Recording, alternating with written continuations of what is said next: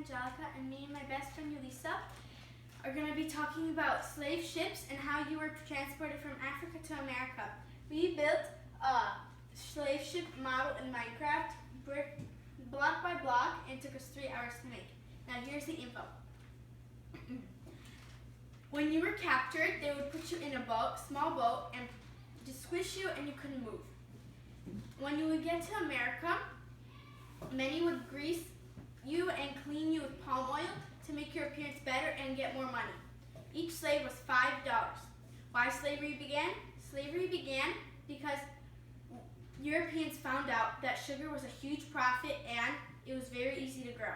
They already wiped out the native South Americans and Indians, so they found out that they have to go for Africans next.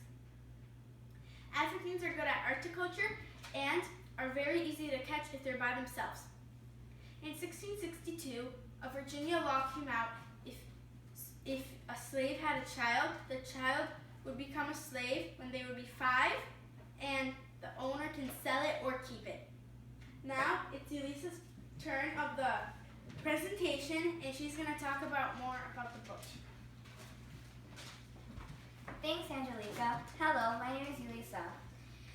Did you know that the triangular trade route was a passage taken to import and export goods from North America, Africa, England, and the West Indies? Did you also know that slaves were part of the triangular trade? Slaves were transported from Africa to the West Indies and to North America. As you see here, me and Angelica worked very hard to recreate a slave ship model.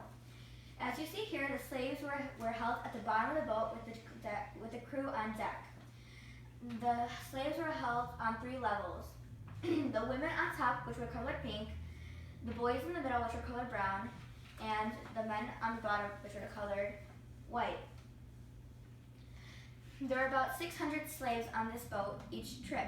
The crew knew many slaves would die, about 400 to be exact, and that would leave about 200 slaves to be sold.